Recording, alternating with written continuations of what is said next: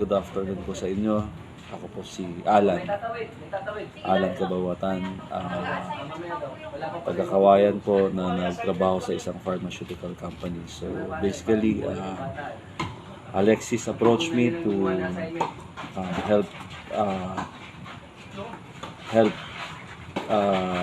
explain something about the supply chain project na kanila.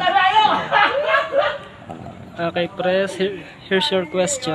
Okay. How can you ensure the efficiency and the reliability of your supply chain management system to avoid disruptions and delays in the delivery of goods and services to your customers? Okay. Based from my experience as a manager of pharmaceutical company before under sales division, may mga in-enlist ako na ilang points sa tingin ko that will help the efficiency and reliability of supply chain management. One of which, a company should have a system. During our time, the system that we've used is SAP or SAP.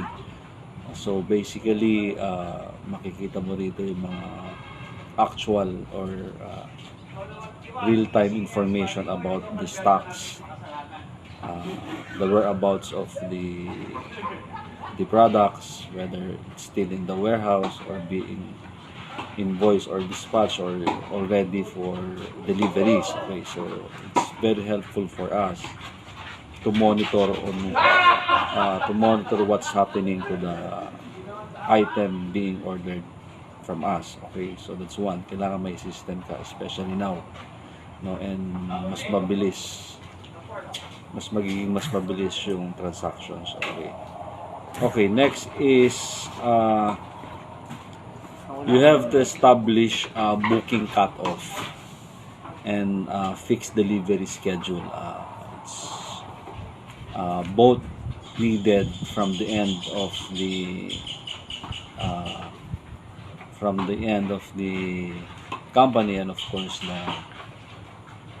until your product reach the customers. So it helps you by doing a fixed delivery schedule. Tinutulungan kang magkaroon ng discipline, and of course to ensure na makakarating on time ang mga product. Okay. Another thing is, kailangan din you have to have a dependable forwarders or freight services. It's very important na itong mga trucks na pang-deliver ay laging ready. Hindi ready in the sense na hindi masisiraan sa biyahe.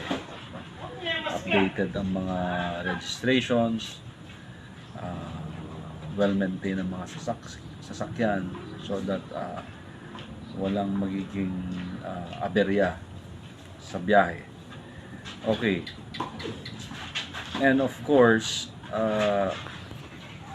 ang last na naisulat ko dito ay yung continuous coordination of the different departments, from the warehouse up to the credit department, up to the booking department, and up to the forwarders.